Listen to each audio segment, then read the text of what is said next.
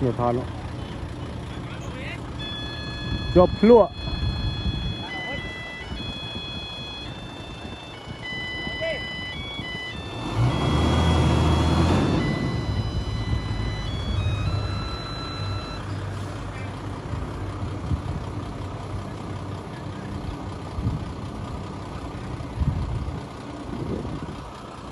thế là dùng khai cho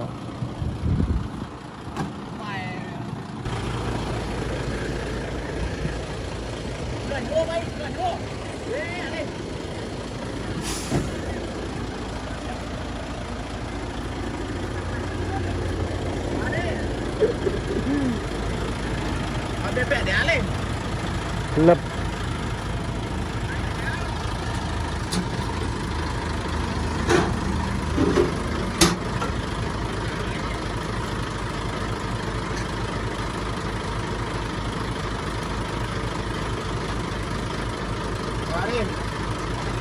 bay phải đéo lắm, bay phải đéo là bay chán đấy, bay chán này bay phải đéo không?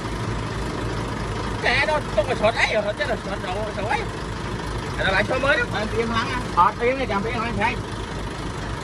Còn bằng chán rồi thấy.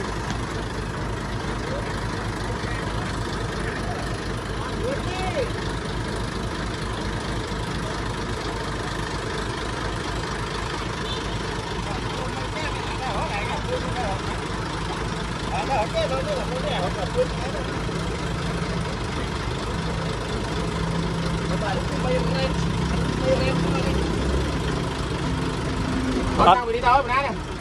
Nó mấy cái mà nó tăng đi nào hết. Đây ra cho tao dùng một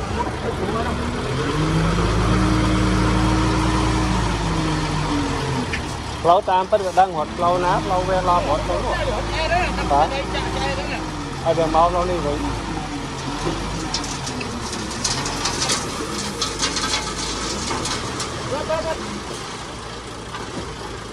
còn nó còn mới ra xếp nó bên đây là họ thon vô bia họ cầm thẻ họ là cắt nó nè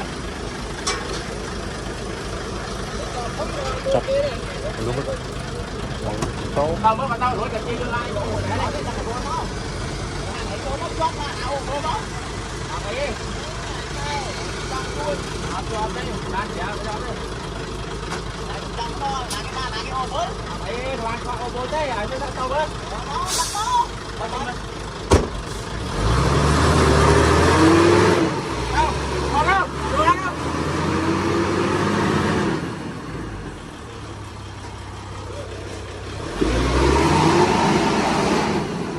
đi bác.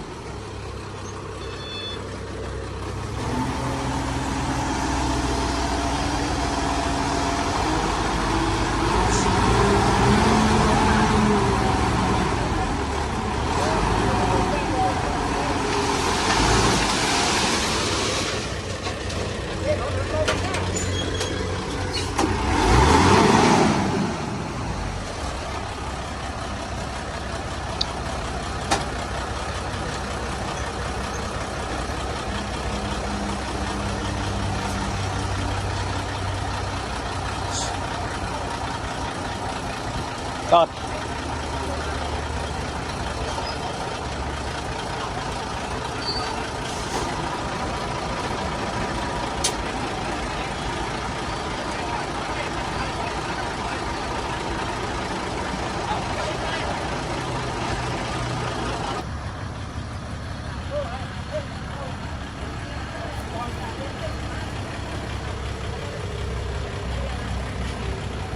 Rồi chân lan này không?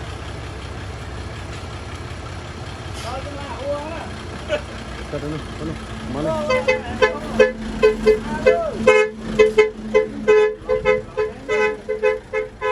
Nó là câu á,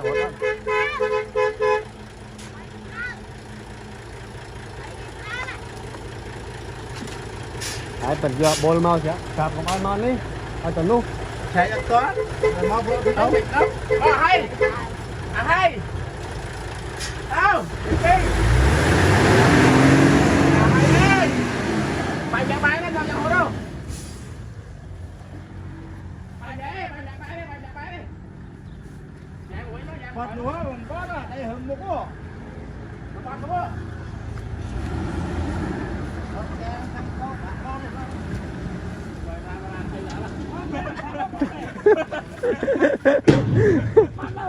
ngọt cái đi đó hả không có tình nắng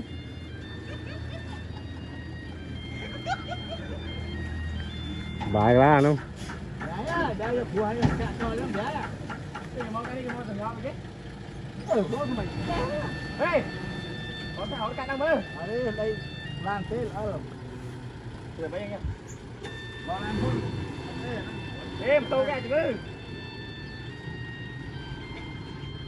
làm tô cái bẻ son cái đó đấy